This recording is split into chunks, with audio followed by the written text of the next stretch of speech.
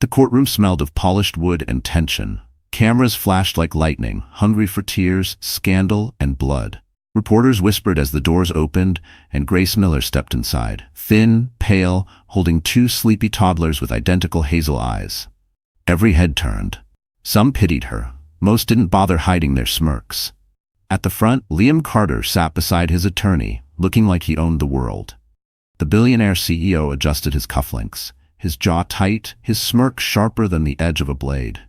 Beside him, Madison Hail, his rumored mistress, crossed her legs and leaned back with quiet arrogance. She wore a white dress, as if mocking innocence itself. "Look at her," someone whispered from the gallery. "She came with both kids? How desperate." Grace heard it. She kept walking, her worn heels echoing on the marble floor. She had rehearsed this moment 100 times in her mind, but nothing could prepare her for the humiliation of standing 10 feet away from the man who once swore to love her forever. Liam glanced up for barely a second. "You look exhausted," he said coldly. "You should have hired a nanny instead of begging for sympathy." Madison let out a soft laugh that carried across the silent courtroom. It sounded like glass breaking. Grace wanted to scream. Instead, she stood taller. "I didn't come here for sympathy," she said quietly. "I came for justice."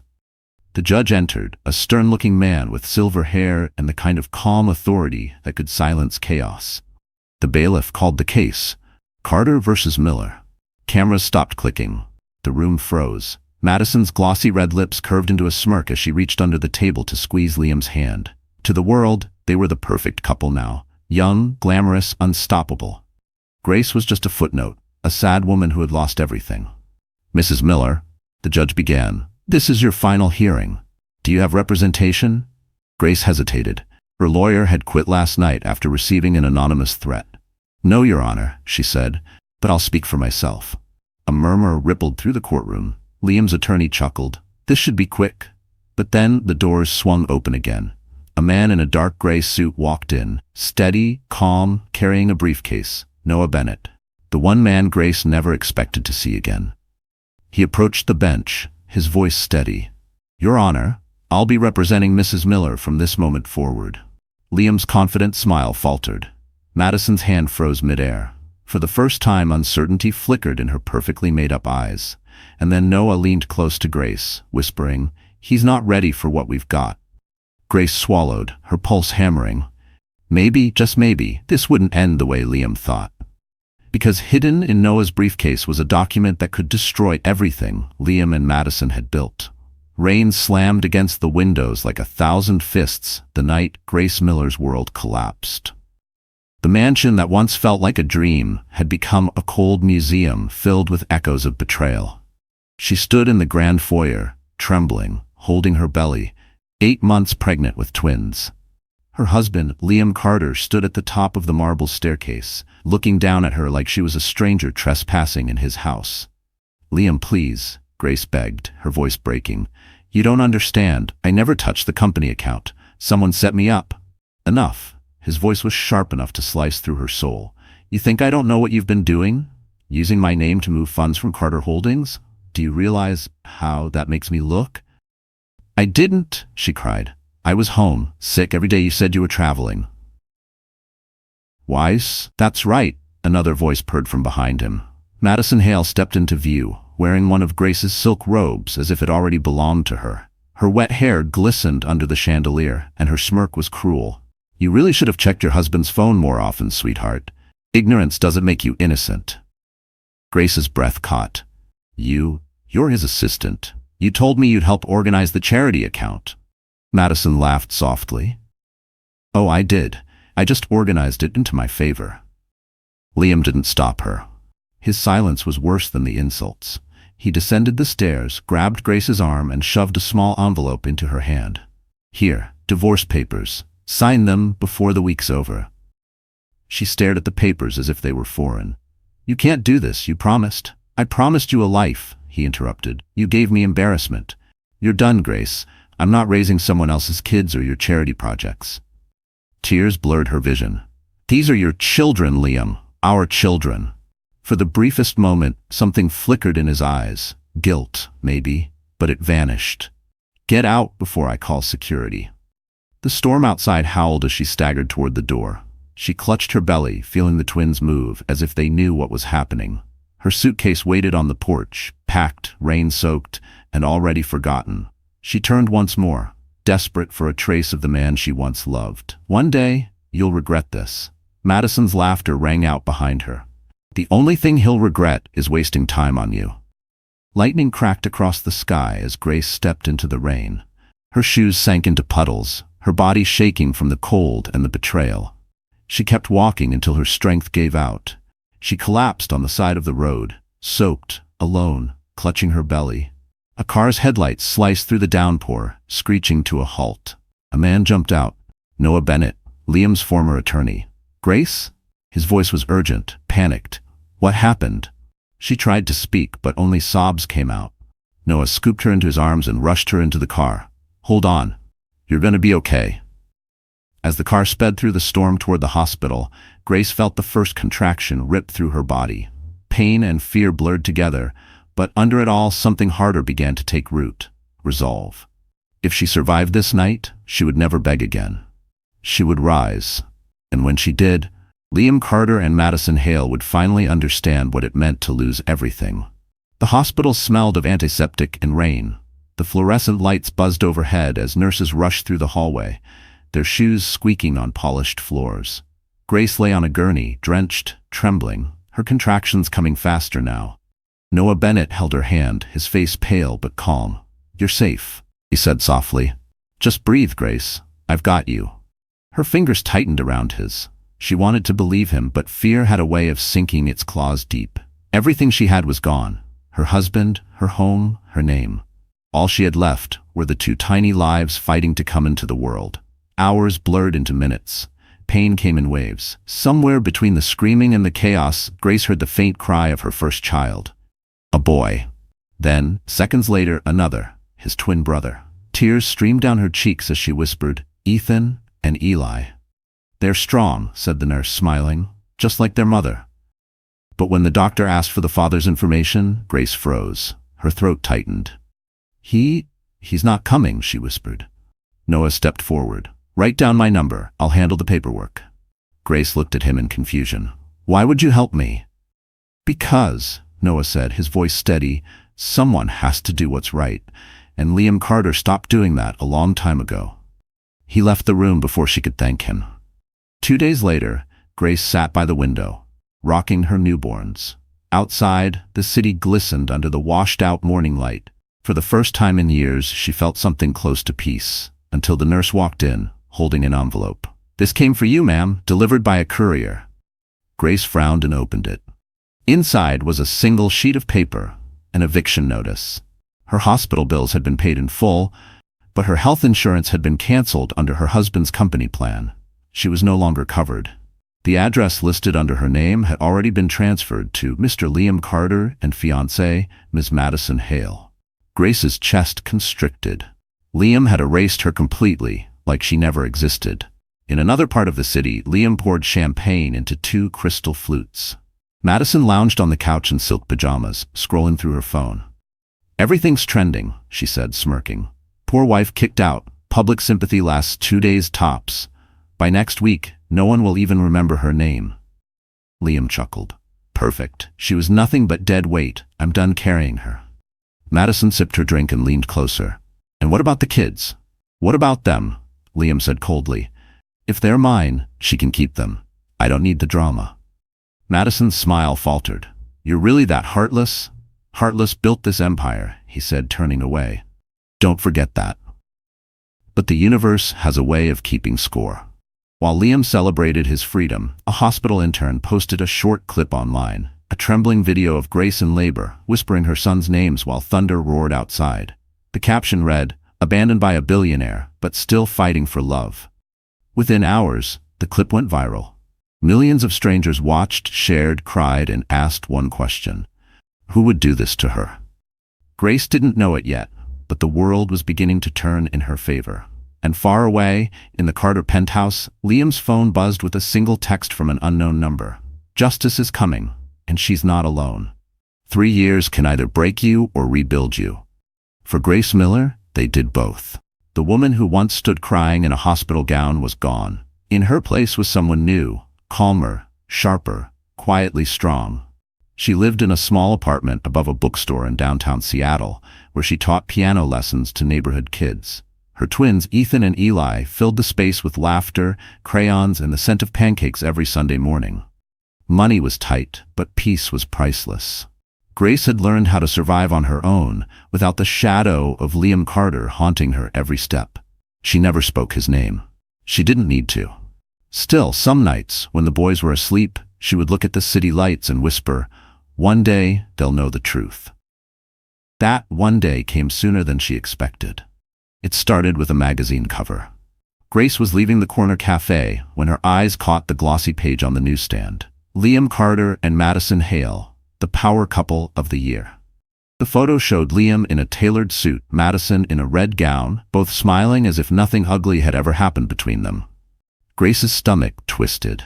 Beneath the photo was the headline, "Carter Holdings expands into education funding, giving back to underprivileged kids." She froze. That was her idea. Her charity concept, the one she drafted years ago for her music scholarship project, the one Liam had mocked. Her fingers trembled as she flipped through the pages. There it was, her proposal, word for word, with Madison Hale's signature at the bottom. For a moment, the old pain came rushing back.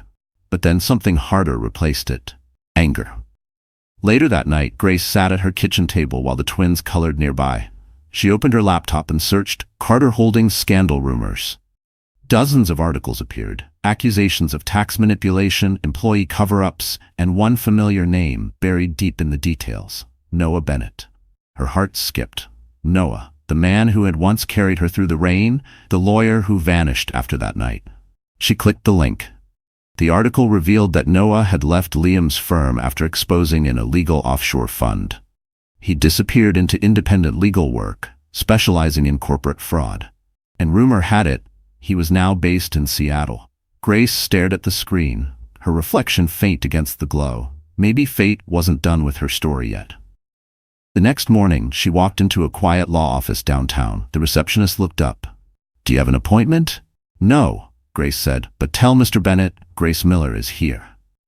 When Noah entered the lobby, his expression softened from surprise to relief. "You found me. I didn't mean to," she said. "But maybe it's time we both stopped running." He nodded slowly. "You saw the magazine?" Grace's lips tightened. "He's using my idea, again." Noah sighed. "Liam's untouchable right now. Unless—" He paused, studying her face. "Unless you're willing to fight." Grace looked toward the window where her twins' reflections shimmered faintly on the glass from the daycare across the street. "For them," she said quietly, "I'll fight for them." Noah smiled faintly. "Then let's give Liam Carter a reason to remember your name." Outside, rain began to fall again, soft, steady, familiar. But this time, Grace didn't feel broken by it, because 3 years ago, the rain had washed her away. Now it was washing her clean. And soon, the woman Liam threw away was coming back for everything he stole. The Bright Futures Gala glittered like a diamond cut from sin. Held at the prestigious Astoria Grand Hotel, it was the event of the year. A parade of millionaires, media moguls, and politicians pretending to save the world with charity money. But tonight, all eyes were on one couple. Liam Carter and Madison Hail made their entrance like royalty. Cameras flashed, reporters screamed their names, and Madison's red gown shimmered under the chandeliers. Her smile was perfect, practiced, poisonous. She leaned into Liam's arm, whispering loud enough for the cameras to catch. "It's our night, baby. Let them see what real success looks like." Liam adjusted his cufflinks, scanning the crowd. "Success," he said coolly, "isn't just about money, it's about control." From a distance, Grace Miller stood near the back entrance of the ballroom, wearing a simple black dress that hugged her frame but carried no label. She wasn't there as a guest. She was there with purpose. Her invitation had come from Noah, slipped into her mailbox that morning with a note. "Tonight's the night. Bring courage." Her heart pounded as she looked around the sea of glittering faces. 3 years ago, she'd been invisible among them. Tonight, she was about to become unforgettable. Noah stood by the champagne tower, posing as a guest, his phone discreetly recording the event. When Grace caught his eye, he nodded once. Calm, certain. "Ladies and gentlemen," the host announced into the microphone, Please welcome the visionary behind this year's charity program, Ms. Madison Hail. Thunderous applause filled the room as Madison took the stage, glowing under the spotlight. We at Carter Holdings believe every child deserves opportunity, she began. This initiative, funded by my husband's generosity, will provide arts and education grants for underprivileged students. Grace's chest tightened, her initiative, her idea, her words stolen again. She watched as Madison basked in the applause, her smile almost saintly. Then Liam joined her on stage, draping an arm around her waist as flashbulbs erupted.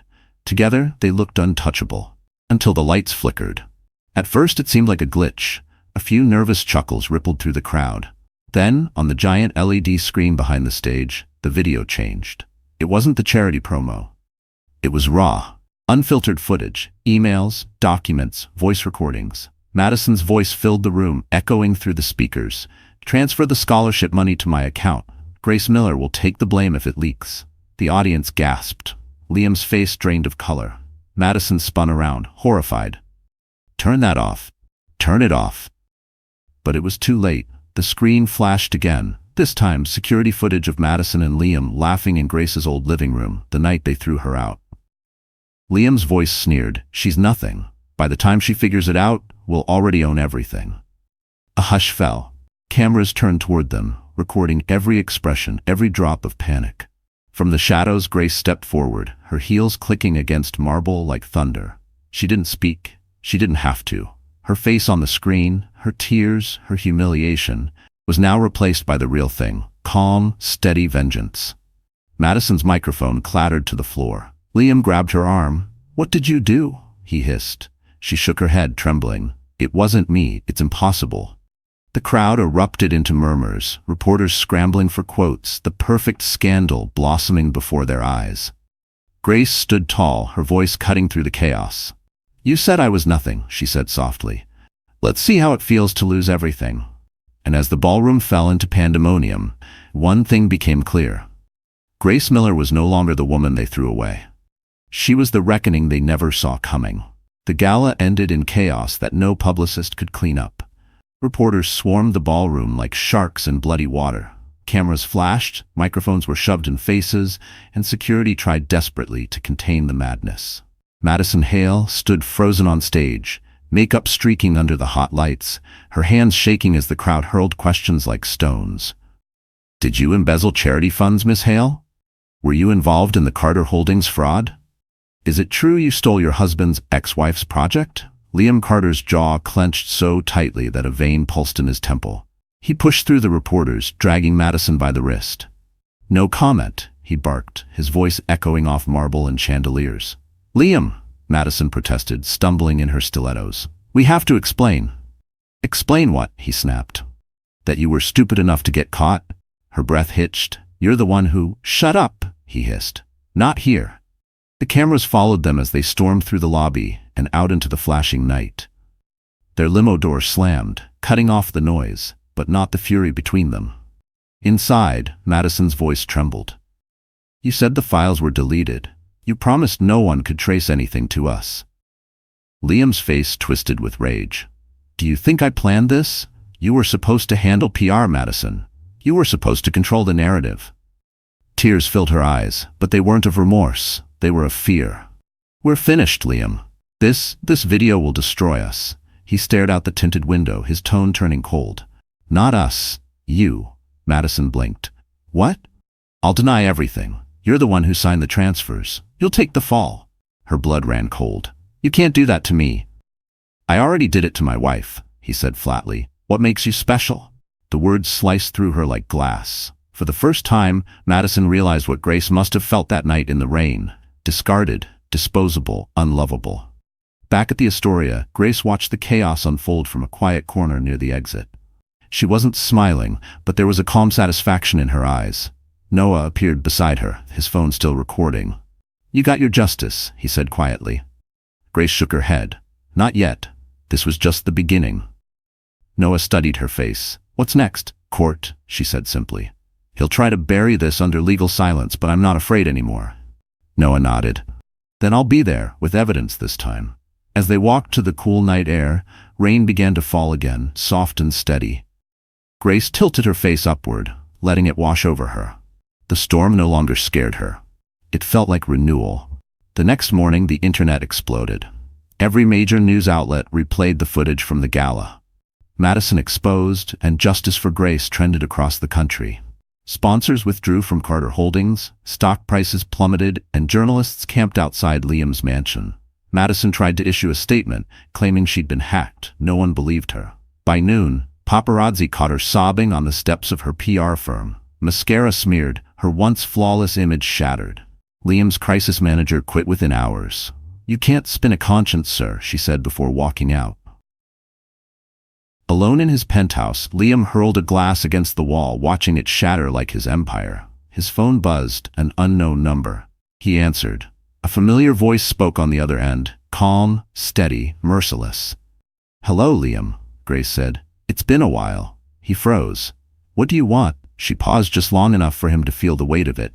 "An apology," she said. "And after that, everything you owe."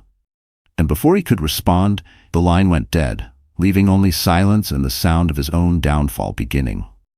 3 days after the gala, the city woke to headlines that read like the fall of an empire.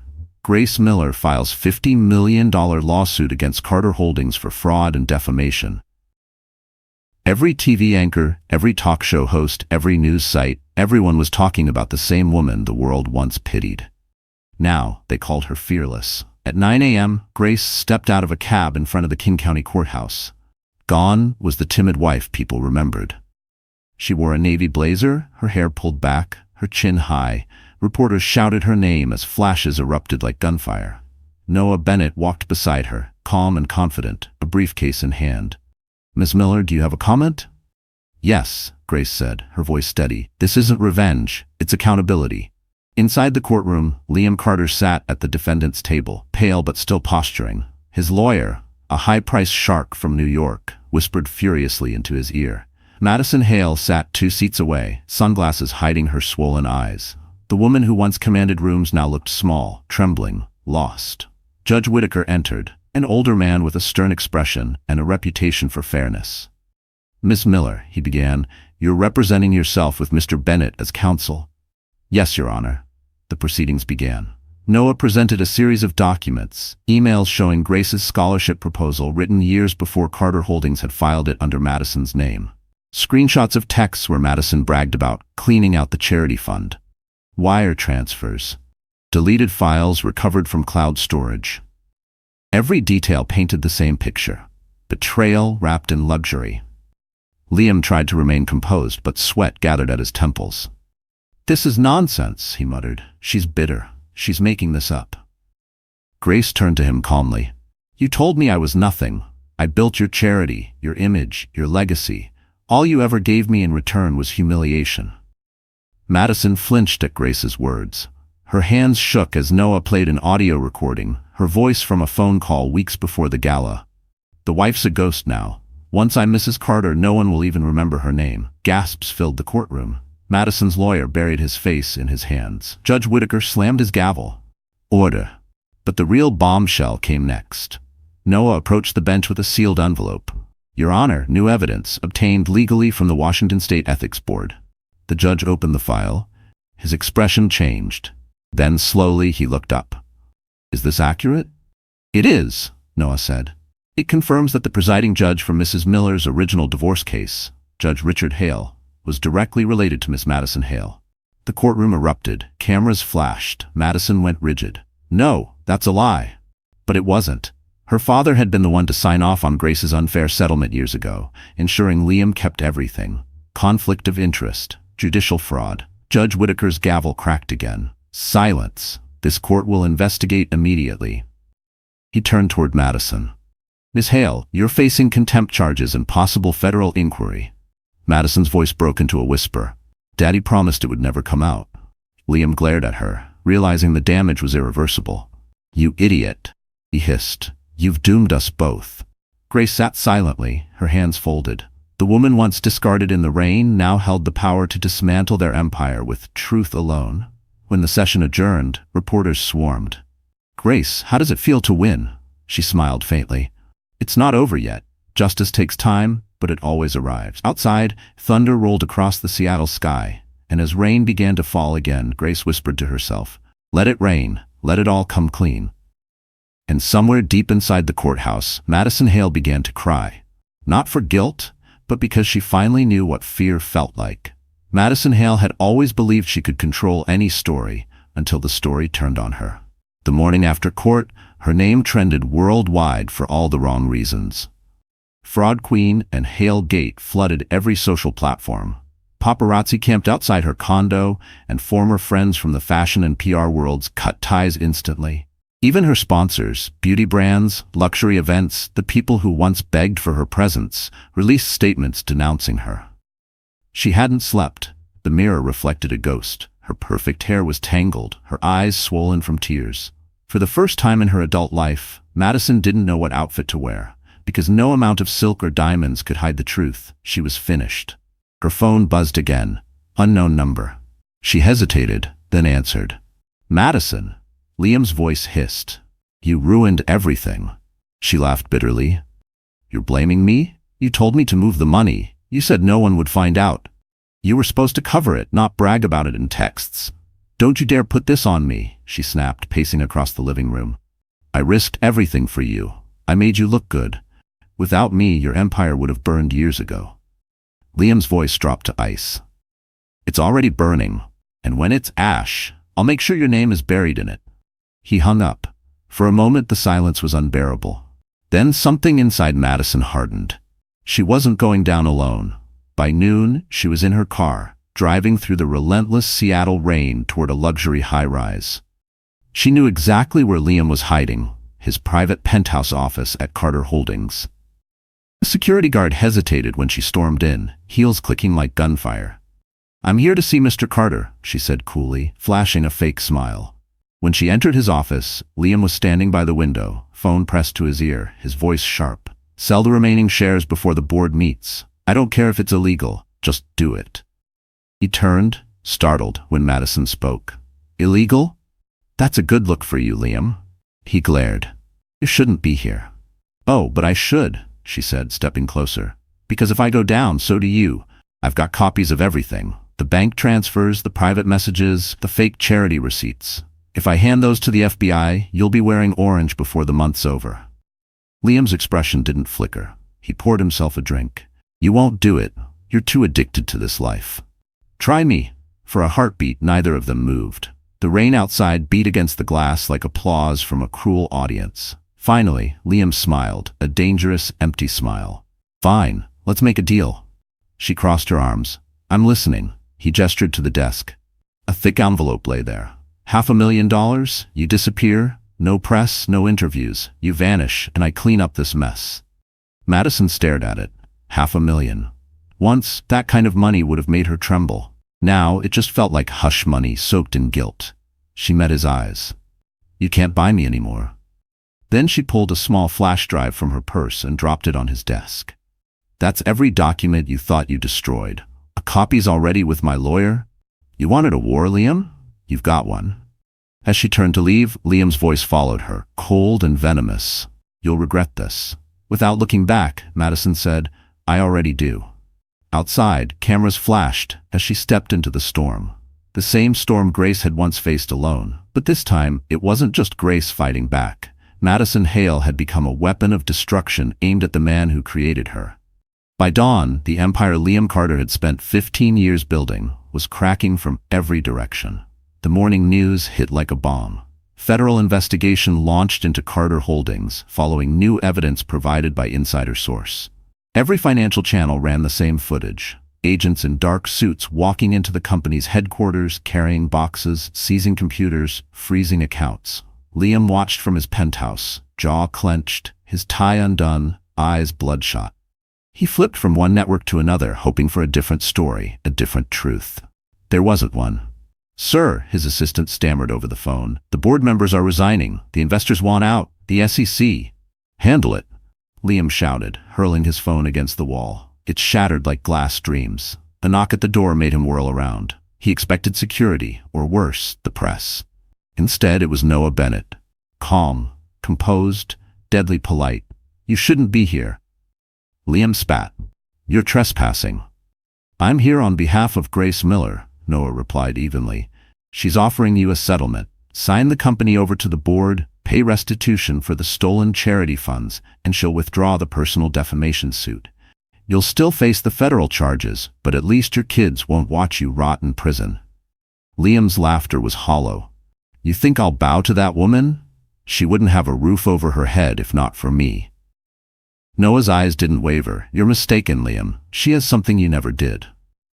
And what's that? A conscience? Before Liam could respond, the elevator chimed. 2 federal agents stepped out, badges raised. Liam Carter, one said, you're under investigation for corporate fraud and obstruction of justice. We need you to come with us. Liam froze, the blood draining from his face. You can't be serious. I'm Liam Carter. Exactly, the agent said dryly. That's why it's serious. As they let him out, cameras were already waiting.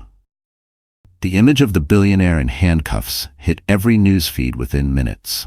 Comment sections filled with outrage, mockery, and disbelief. Meanwhile, Madison Hail sat in a coffee shop across the street, watching it unfold on her phone. For a moment, she felt a sick satisfaction. He deserved it. Every bit of it. But when the anchor mentioned her name next, linking her to the crimes, her stomach twisted. There was no clean escape. She had brought him down, but in doing so, she'd destroyed herself too. Back at the courthouse, Grace sat in a quiet waiting room with her twins. Ethan and Eli played with toy cars on the floor while she watched the rain slide down the windows. Noah entered, his expression softening when he saw her. It's done, he said gently. He's in custody. Grace exhaled, a breath she'd been holding for 3 years. I thought I'd feel happy, she murmured, but all I feel is tired. That's what justice feels like sometimes, Noah said. It doesn't shout. It just settles. Grace looked at her boys, their laughter echoing in the room. Then maybe that's enough. Outside, reporters shouted her name as she left the courthouse.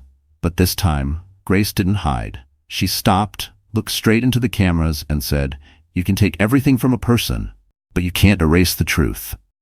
That quote would be replayed across the country for days, inspiring thousands of women who had once been silent. And as night fell, the same storm that had once witnessed her downfall now thundered over Liam Carter's empire, washing away his name, his pride, and his lies. For every empire built on cruelty, there comes a day when the rain won't stop. That day had finally come for Liam Carter. The courtroom was packed. Reporters filled every seat, cameras lined the back wall, and the air buzzed with attention thick enough to choke on. Madison Hail sat at the defendant's table, her face pale, her hands trembling. The once polished PR queen now looked like a ghost of her former self. Her expensive suit hung loosely from her shoulders. Her eyes darted from side to side, desperate for an ally. But there were none left. Across from her, Grace Miller sat quietly beside Noah Bennett. She didn't gloat, she didn't smile, she simply waited. After 3 years of humiliation, pain, and loss, she was no longer a victim. She was the storm's calm center. Court is now in session, Judge Whitaker announced, adjusting his glasses. We're here to continue proceedings regarding Carter Holdings and its affiliates. Miss Hail, you are required to answer for the perjury and financial misconduct charges brought against you. Madison swallowed hard. Your Honor, I didn't act alone. Liam Carter. The judge raised a hand. Mr. Carter's criminal proceedings are being handled separately. Today, we are addressing your involvement. A murmur rippled through the courtroom. Madison's lawyer shifted nervously beside her, whispering, Stay calm. Don't antagonize the judge. But Madison wasn't listening. Panic clawed at her chest. The flash of cameras through the glass window reminded her this was being broadcast live. The world was watching her unravel. Your Honor, Noah began, standing with measured composure. We have evidence that Miss Hail not only falsified financial documents but also manipulated the original divorce proceedings between Mr. and Mrs. Carter through her father, Judge Richard Hail. The name hit the room like thunder. Madison's eyes widened. No, she whispered. Noah continued, sliding a folder across the bench. These are transcripts from private communications between Miss Hail and her father. They confirm she influenced the outcome of Mrs. Miller's case, ensuring Mr. Carter retained all assets. The judge's expression hardened as he read the documents. Miss Hail, do you deny this? Tears welled in Madison's eyes. He told me it would never come out. He said he'd protect me. Grace's voice was calm but unyielding. He protected you while you destroyed other people's lives. Madison turned toward her. You don't understand. I grew up watching my father lose everything because of corruption. I thought if I could control the game, I'd never be powerless again. Grace shook her head slowly. And in trying to escape corruption, you became it. Madison's lip quivered. She opened her mouth to speak, but the judge's voice cut her off. Miss Hale, he said firmly, this court finds sufficient grounds to recommend federal indictment for judicial interference and fraud. You will be remanded into custody, pending formal charges. The color drained from her face. Please, Your Honor. I can't. Her plea dissolved into sobs. The courtroom watched as the bailiff approached, gently taking her by the arm. The woman who once strutted in designer heels now stumbled, her legs weak. The flash of cameras outside the door was relentless. And then, in the most unexpected moment of the entire trial, Judge Whitaker turned toward Grace. His voice softened. Mrs. Miller, he said, on behalf of this court, I owe you an apology. The justice system failed you once. It will not fail you again. Gasps filled the room. Grace blinked, stunned.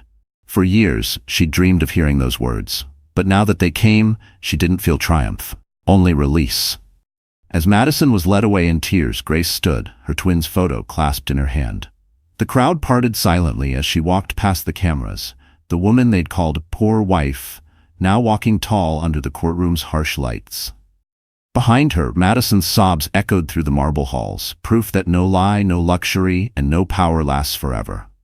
The morning after Madison Hale's collapse in court, sunlight broke through the heavy Seattle clouds for the first time in weeks. Grace Miller stood on her small balcony, a cup of coffee in her hands, watching the light spill across the city. The headlines were everywhere. Judge apologizes to poor wife, billionaire's mistress arrested for fraud. It didn't feel real. Her phone buzzed non-stop, calls from reporters, TV producers, women's organizations. They all wanted her story. But Grace didn't answer. She wasn't chasing fame. She'd already found something better. Peace. Down the hall, Ethan and Eli's laughter echoed as they played with their toy trucks. For 3 years, that sound had been her heartbeat, her reason to wake up. Now, as she listened, she realized this was the real victory. But justice wasn't finished yet. At noon, Noah Bennett arrived at her apartment with a folder and his usual calm expression. It's over, he said, setting the papers on her table. The board voted this morning. Carter Holdings is being dismantled. Assets are being sold to repay the charity funds. You've been offered full ownership of the educational foundation you created. It's officially yours again. Grace blinked, barely able to process it. You mean the foundation? He smiled. The Grace Miller Music Scholarship Fund. It's already trending online. People are donating. You've started a movement. She covered her mouth, tears filling her eyes. After everything, it's finally real. Noah nodded. Because you didn't give up, and because truth always wins, it just takes time. Later that afternoon, Grace returned to the courthouse for the final hearing on her personal case against Liam Carter. The courtroom was quieter now, emptied of reporters and flashing lights. Liam sat at the defense table, his once tailored suit wrinkled, his eyes hollow. The arrogance that once filled every word was gone. Mr. Carter, Judge Whitaker said sternly, you've agreed to full restitution and forfeiture of your controlling shares. Do you wish to make a statement before sentencing? Liam stood slowly, glancing at Grace. I thought money could fix everything, he said quietly. Turns out it only buried me deeper. I'm sorry, Grace, for what it's worth. Grace's voice was calm. It's worth nothing, Liam, but I hope one day it means something to you. He nodded, defeated, as the bailiff led him away. When it was over, the judge turned to Grace. You may have lost everything once, Mrs. Miller, but you built something greater in return. Outside, reporters waited again, cameras ready. This time, Grace didn't shy away. She stood behind a row of microphones, her twins watching from Noah's arms nearby. To every woman who's ever been told she's not enough, Grace began, her voice clear and strong, you are. You don't need revenge to win, you just need truth, and the courage to keep standing. The crowd erupted in applause. It wasn't just a press moment, it was a reckoning. That evening, Grace visited the quiet corner of the hospital where Ethan and Eli had been born 3 years before. She left a single white lily at the nurse's desk with a note that read, for helping me bring light into the darkest night." As she stepped outside, the sunset painted the sky gold and pink. Seattle glowed beneath it, washed clean by the endless rain. Noah joined her on the sidewalk. "So what now?" he asked softly. Grace smiled. "Now we live." He looked at her for a long moment, admiration soft in his eyes. "You did it, Grace." She shook her head gently. "No, we did." And as the city lights flickered to life, Grace Miller walked forward. No longer the poor wife with twins, but the woman who turned heartbreak into legacy. 6 months later, Seattle had changed. But no one had changed more than Grace Miller. The world that once looked down on her now lifted her up. The Grace Miller Foundation had grown beyond anyone's imagination. What started as a small scholarship fund now supported hundreds of underprivileged children across the state. Her name had become a symbol of resilience, proof that truth could survive even the ugliest lies. But Grace didn't live for headlines. She lived for mornings like this. The twins were at the breakfast table, laughing over spilled syrup and arguing about who could eat more pancakes. Sunlight streamed through the apartment window, landing softly on their golden hair. It was the kind of peace she dreamed about while crying in the rain years ago. Her phone buzzed. It was Noah. "Big news. Turn on Channel 7. She did. The screen showed Madison Hail in handcuffs, escorted out of a courthouse. The caption read, "Madison Hail sentenced to 5 years for fraud and perjury." Grace's breath caught. She hadn't expected to feel anything, but a quiet ache stirred in her chest. She didn't hate Madison anymore. The woman who destroyed her had already destroyed herself. "Mommy, who's that?" Ethan asked, pointing at the TV. Grace turned it off gently. "Just someone who forgot what kindness means," she said. At noon, Grace met Noah at a small cafe overlooking the waterfront. The air smelled of coffee and ocean salt. He was already seated, papers spread across the table. "You're impossible to schedule," he teased. "The most requested speaker in Washington state." Grace rolled her eyes, smiling. "I'm not used to being busy for good reasons." He handed her a folder. "These are new applications for next year's scholarship program. You'll need to sign off." She flipped through them, pausing at one name, Madison Hail Community Arts Center. Grace blinked. "What is this?" "It's a proposal," Noah said carefully. "Apparently, Madison's mother donated her estate to convert an old building into a center for kids. Madison requested your foundation manage it." Grace went silent. The irony was staggering. Madison, who once tried to erase her, was now entrusting her legacy to her former rival. Finally, Grace whispered, "Let's do it. Those kids deserve a chance, no matter whose name is on the door." Noah smiled softly. "That's why you're you." The afternoon faded into gold. They walked along the pier with coffee in hand, watching seagulls dip over the waves. For the first time, Grace let herself breathe, fully, freely.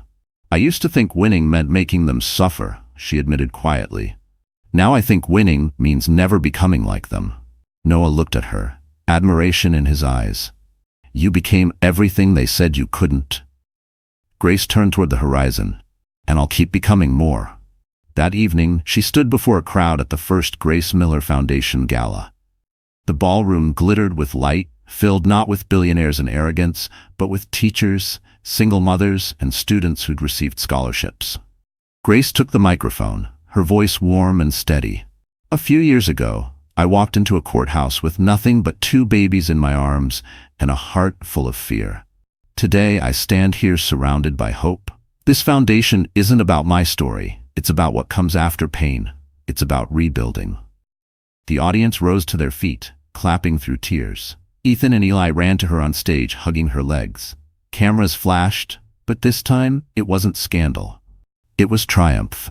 And as the applause thundered through the hall, Grace Miller finally understood. Her new beginning wasn't the end of her story. It was the start of her legacy. Autumn came early that year.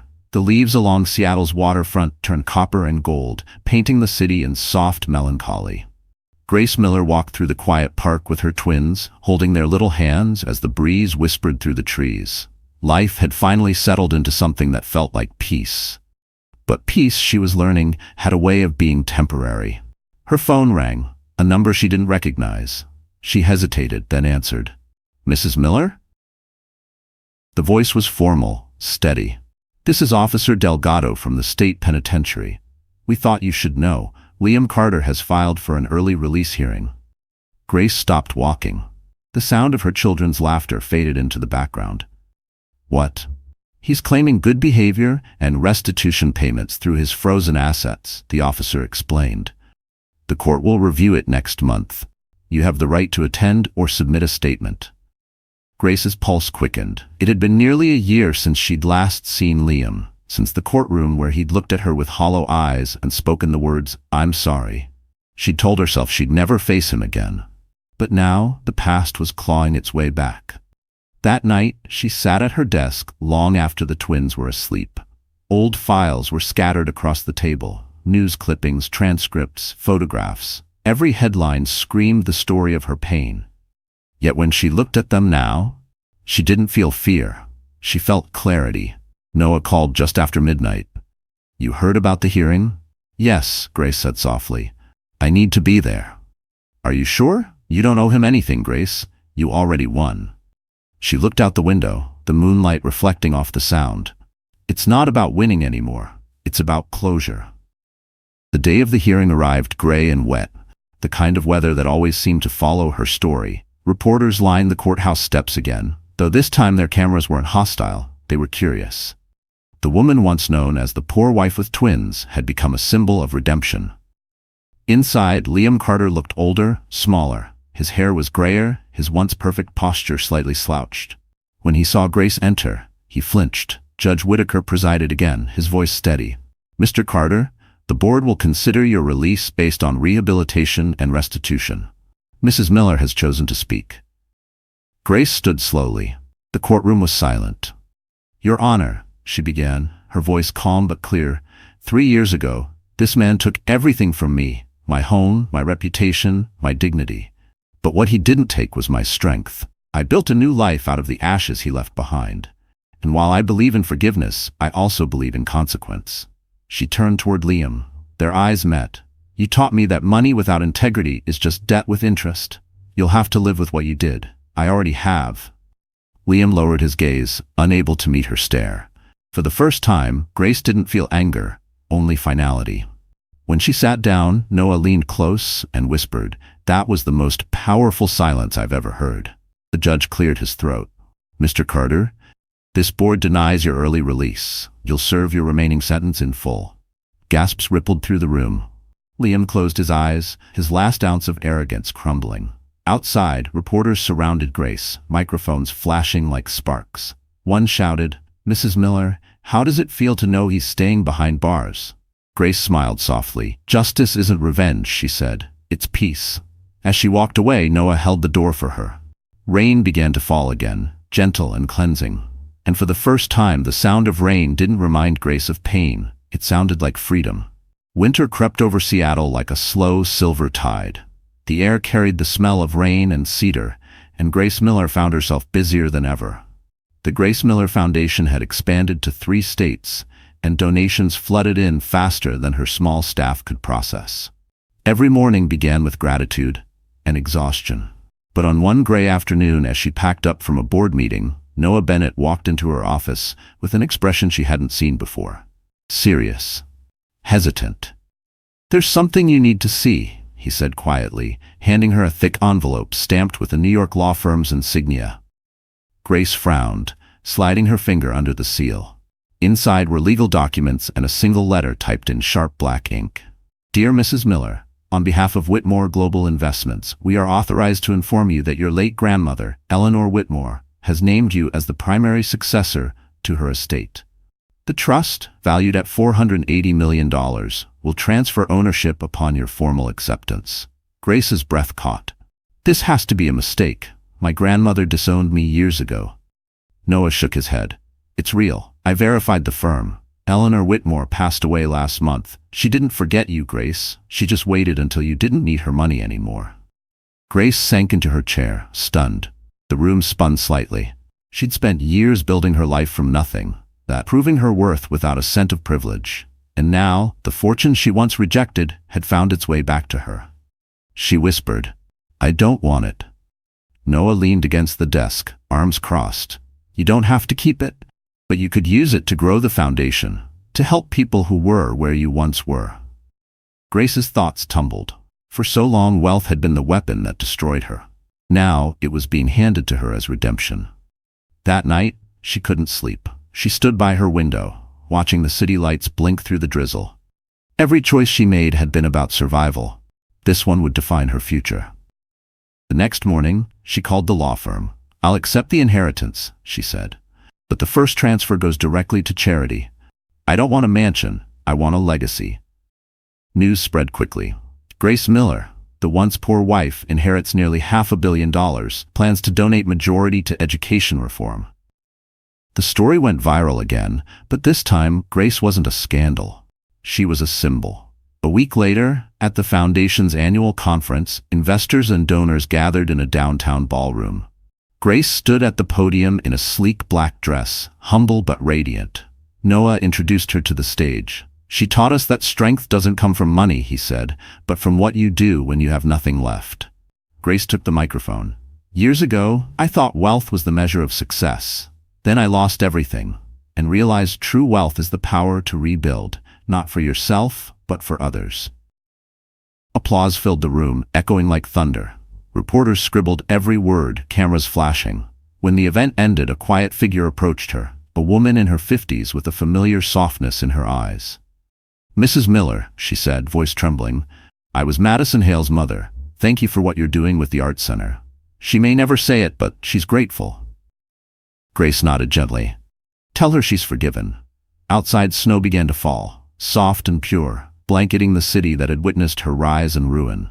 Grace looked up, feeling the flakes melt against her skin. Once she'd walked through rain carrying pain. Now she walked through snow carrying purpose. The world called Grace Miller untouchable now, but deep down she knew peace wasn't something you bought, it was something you earned every day. After months of media praise and global attention, she finally had a moment to breathe. Yet something inside her still felt unfinished. One evening, as the first snow of February dusted the streets, she received a letter with no return address. The handwriting was shaky but familiar. "Grace, if you still believe in forgiveness, please come. There's something I need to tell you before I disappear completely. Madison Hail." Grace read the note twice. She wasn't sure why her hands were trembling. Anger, curiosity, maybe even pity. Noah tried to dissuade her. "Grace, you don't owe that woman a second of your time. She used you, destroyed you." Grace looked out the window at the drifting snow. "Maybe that's true," she said softly, "but closure doesn't come from silence." The next morning, she drove 2 hours outside the city to a rehabilitation facility tucked between frozen pines. Madison was there under protective custody, serving the last of her sentence through community restitution. The guards led Grace down a narrow hallway until she reached a small visitor's room. When Madison entered, Grace almost didn't recognize her. The glamorous mistress was gone. Her once golden hair was cut short, her face pale, her eyes heavy with remorse. She sat across from Grace, hands shaking slightly. "You came," Madison whispered, disbelief coloring her voice. Grace nodded. "You asked." For a long moment, neither spoke. The silence stretched until Madison broke it with a cracked voice. "I wanted you to hate me. It was easier that way. But then I saw what you did, with the foundation, with the kids. You turned everything I used to mock into something beautiful. And I realized I destroyed the wrong person." Grace's eyes softened, but her tone stayed firm. "You didn't destroy me. You taught me what strength looks like." Madison blinked back tears. "You should know, Liam didn't plan to ruin you completely. That was me. I sent those fake emails to the press. I wanted your name gone because it reminded me of everything I wasn't." The words landed like small stones in Grace's chest. Pain, yes, but no surprise. She had already made peace with the truth. Madison continued, voice trembling. "There's one more thing. The charity account, the one we stole from, it's not empty. Before my arrest, I moved the last of the funds to a private trust. I couldn't bring myself to spend it. It's still there. It belongs to you." Grace inhaled sharply. "Why are you telling me this now?" Madison looked at her with hollow eyes. "Because confession doesn't fix anything, but it helps you breathe before the end." Grace stood slowly. "Then breathe, Madison. Let this be your beginning, not your punishment." Madison's lips trembled. "Do you forgive me?" Grace hesitated, then reached across the table, resting her hand lightly over Madison's. Forgiveness isn't about you, it's about setting myself free, and I'm free. Madison broke down, sobbing quietly. The guards turned away, giving them space. When Grace left the facility, the sky was turning pink with dawn. Snowflakes danced in the air, melting on her coat. She felt lighter than she had in years. As she reached her car, Noah called. "You okay?" Grace smiled faintly. "Yeah. She told me everything?" "Everything?" "Enough," Grace said, looking back one last time. Because sometimes victory doesn't come from revenge, it comes from mercy. And mercy, she realized, was the final step toward peace. Snow still blanketed Seattle when Grace Miller returned from the rehabilitation center. The city glowed beneath the streetlights, clean and quiet, as if it too had turned a new page. But peace never came without a whisper from the past, and that whisper arrived 3 days later in the form of an unexpected visitor. Noah met her at the office early that morning. "There's someone here to see you," he said carefully. "From Whitmore Global." Grace frowned. "The lawyers?" He shook his head. "Not exactly. It's a man who claims to have worked directly with your grandmother." In the conference room waited an older gentleman in a gray suit, his posture impeccable, his eyes sharp but kind. He introduced himself as Thomas Avery, Eleanor Whitmore's former financial advisor. "Mrs. Miller," he began, sliding a sealed file across the table, "before your grandmother passed, she instructed me to deliver this to you once you had accepted the inheritance." Grace hesitated before opening it. Inside was a letter in Eleanor's delicate handwriting and a USB drive wrapped in gold ribbon. "My dearest Grace, you were right to leave when you did. I was wrong to let pride and business harden me. This fortune you inherit isn't just money, it's a burden that carries truth. Whitmore Global's wealth was not built cleanly. Decades ago, your grandfather made deals that cost innocent people everything. I tried to make it right, but the past is stubborn.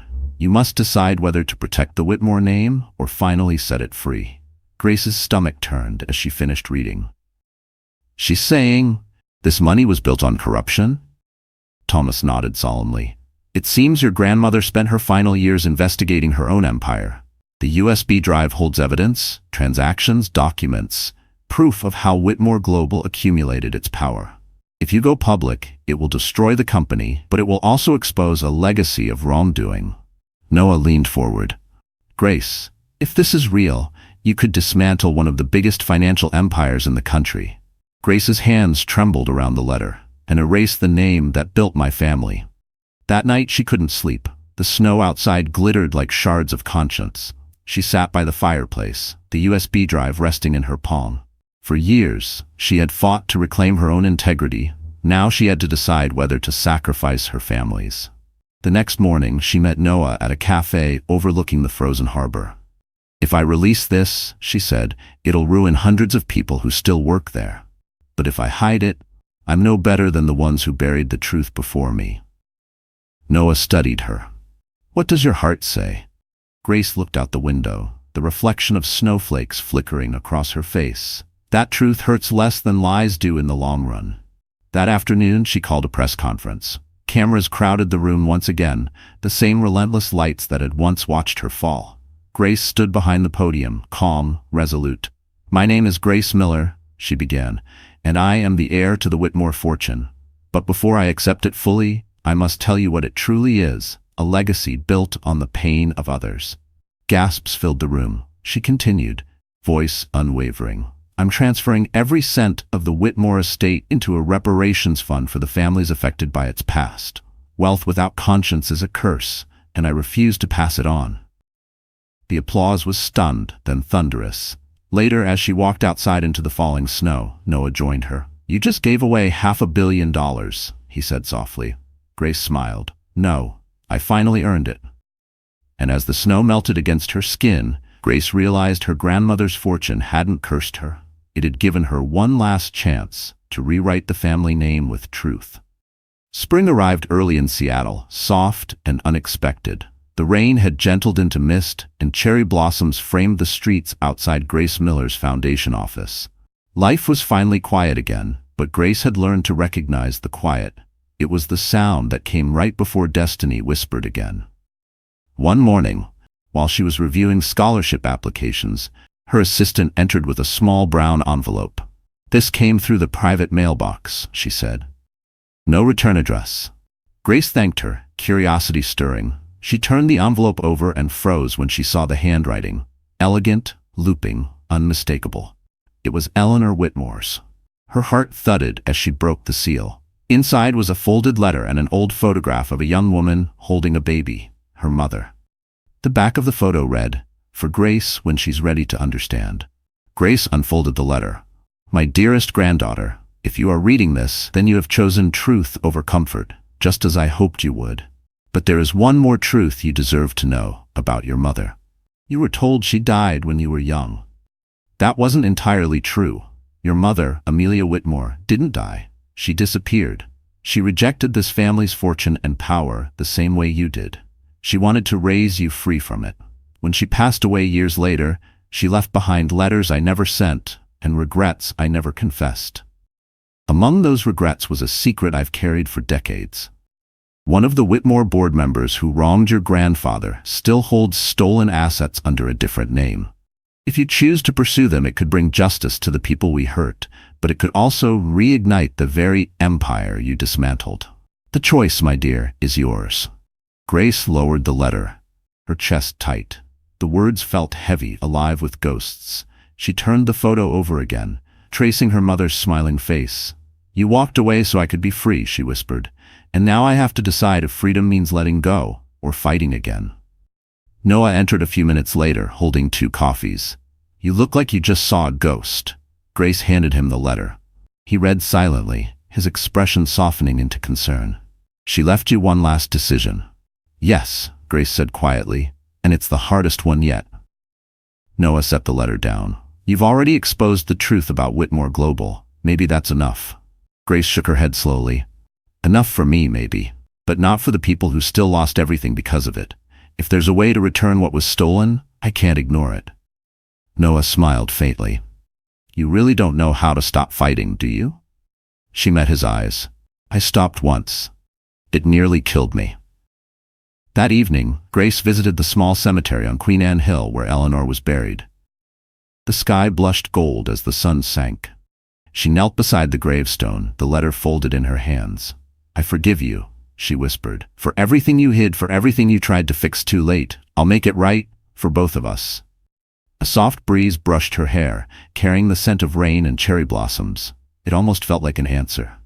When she returned home, her twins were waiting at the window, waving. Ethan shouted, "Mommy, the stars came out!" Grace smiled, her heart swelling. "Yes," she said softly, "they always do after the storm." She slipped Eleanor's letter into her journal, the final piece of a story written in pain, love, and redemption. And as night fell over Seattle, Grace Miller realized that every ending her family had faced wasn't an end at all. It was an invitation to begin again.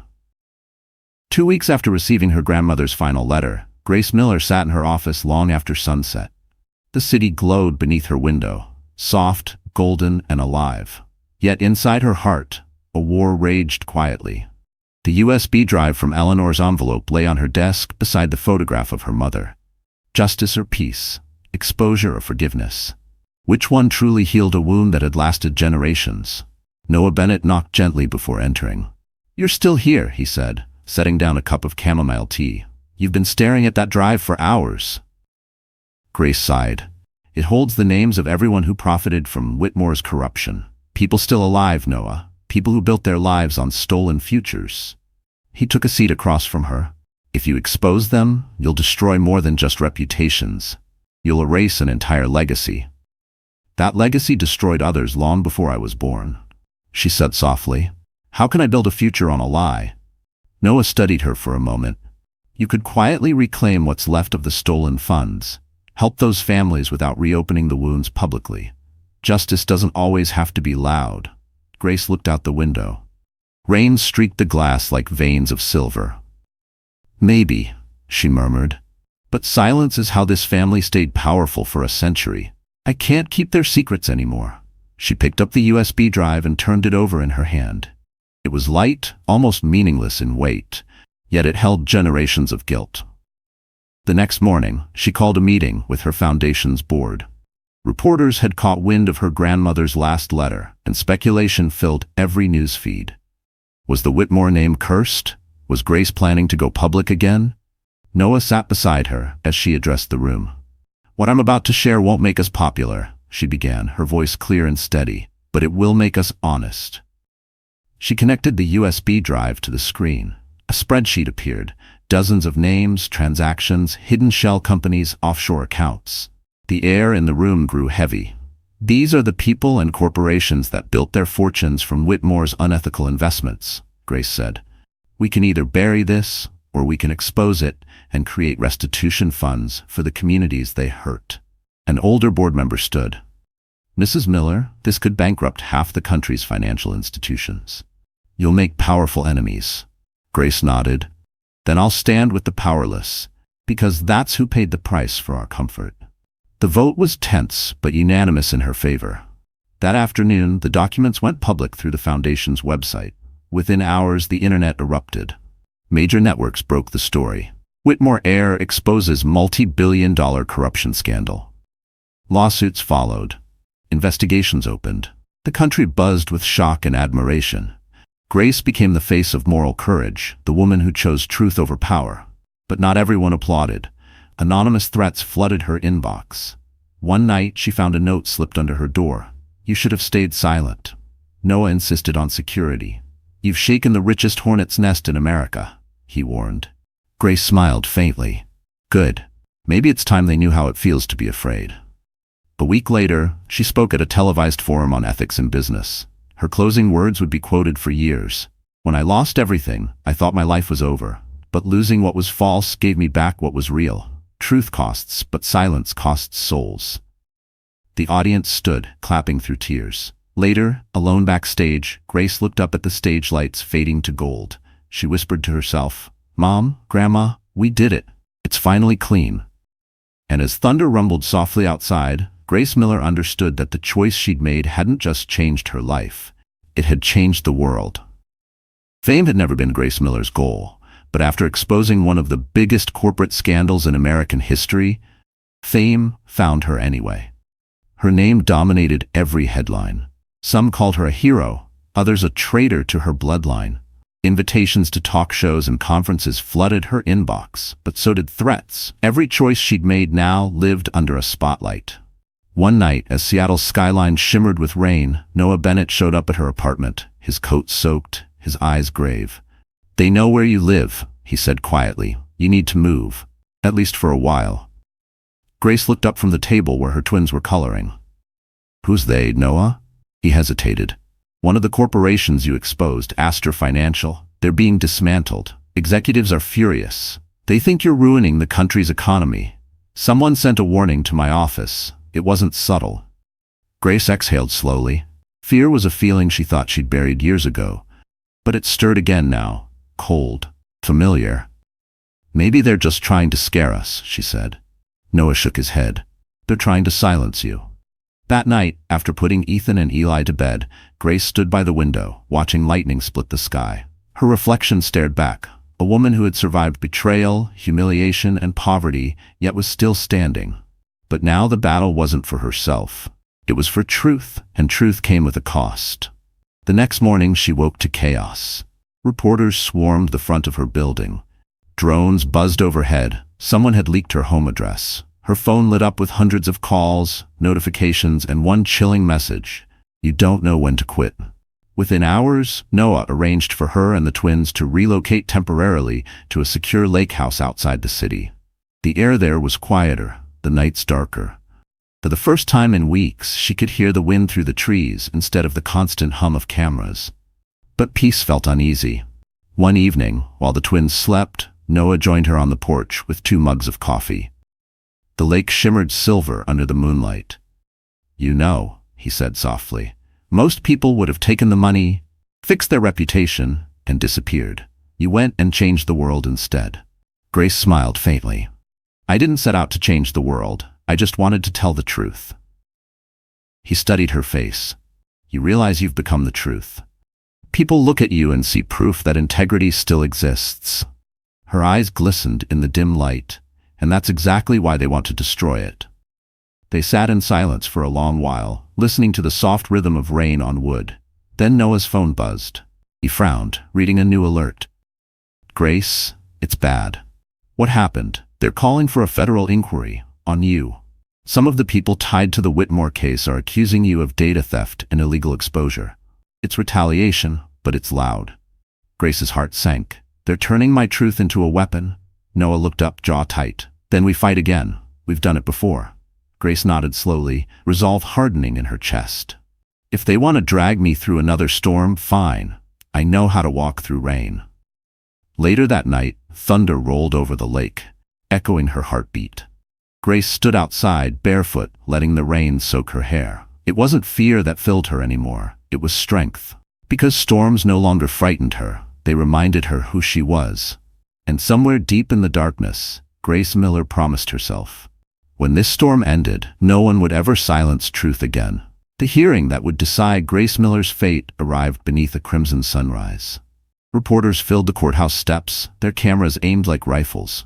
Once again, Grace, the woman the world had watched fall, rise, and fight, was at the center of a storm. This time, the accusation was clear: illegal data exposure, misuse of confidential evidence. It was the retaliation of the powerful, a desperate attempt to silence her truth. Inside, the air was tense. Noah Bennett sat beside her, his calm eyes masking the storm beneath. You know they'll throw everything they have at you, he said quietly. Grace nodded. They already did. I'm still here. The prosecutor, a sharp-faced woman representing the corporations Grace had exposed, wasted no time. Mrs. Miller used illegally obtained data to damage American financial stability. She's no hero. She's an anarchist dressed in virtue. Grace didn't flinch. When her turn came, she rose and faced the courtroom. If revealing corruption is a crime, she said softly, then truth itself is illegal. I didn't destroy anything. I revealed what was already rotting beneath the surface. Her words rippled through the room. Even the judge seemed to pause before replying. Proceed. For hours, evidence poured in. Noah cross-examined witness after witness, dismantling their accusations with precision. He showed the chain of custody, proving Grace had acted within the law. Every document legally transferred through Eleanor Whitmore's estate. The corporation's case crumbled. Then, unexpectedly, the courtroom doors opened, and Madison Hail walked in. Gasps erupted. Dressed simply in a gray coat, her hair tied back, Madison approached the stand. Your Honor, she said, her voice steady, I was the one who retrieved the files Grace Miller used. She didn't steal them. I gave them to her. The courtroom went silent. The judge frowned. Miss Hale, you're aware this confession could reinstate your sentence? Madison nodded. Yes, but I've hidden long enough. Grace didn't ruin us. She freed us from the lies we built. Grace's eyes filled with tears she didn't expect. Madison looked at her once, just once, and smiled faintly before stepping down. The judge cleared his throat. This court finds no evidence of criminal misconduct. The charges against Mrs. Miller are dismissed with prejudice. The sound of the gavel echoed like thunder breaking the last of the storm. Grace exhaled shakily as Noah squeezed her hand. Outside, the courthouse exploded in applause and flashes. Reporters shouted questions, but Grace didn't stop to answer. She simply stood at the top of the courthouse steps, breathing in the crisp morning air. A young reporter finally asked, Mrs. Miller, what's next for you? Grace smiled, the kind of smile that came from deep peace. To live quietly, she said. To raise my sons. To keep teaching that truth isn't dangerous, it's healing. That evening, back at the lake house, Ethan and Eli ran through the grass chasing fireflies. Grace sat on the porch watching them laugh under the fading light. Noah joined her, carrying 2 mugs of cocoa. You realize, he said, you've changed more lives than any court ruling ever could. Grace looked at the water, reflecting the last rays of the sun. I didn't set out to change lives. I just refused to stay silent. He smiled. And that's why people listen to you. For a while, they sat in silence, the world finally still. The storm had passed. Grace whispered, You know, I used to think survival was enough, but now I know peace is better. The boys' laughter echoed through the twilight as stars began to appear. Grace leaned back, the weight of years lifting off her shoulders. And as dawn broke the next morning, Grace Miller stepped into the sunlight, not as the poor wife, not as the victim, but as the woman who turned her pain into power and her story into truth. So that's it, my dear friends. Our story finally comes to an end. And if you're still here, watching until this very moment, then maybe something in Grace's journey has touched your heart, just a little. You see, life doesn't always give us justice right away. Sometimes it gives us storms so we can learn how strong we truly are. Grace's story isn't just about revenge or pain, it's about rebirth. It's about finding peace after being broken, and understanding, as the Stoics once said, we suffer more in imagination than in reality. Marcus Aurelius wrote, "The obstacle is the way." Every betrayal, every tear, every sleepless night, all of it shaped Grace into someone unbreakable. And maybe that's the same for you. Maybe the things that hurt you the most are actually the things that will heal you the deepest. So if this story made you feel something, hope, strength, maybe even a bit of peace, then don't keep it to yourself. Hit the like button, share it with someone who needs to hear it tonight, and subscribe to our channel.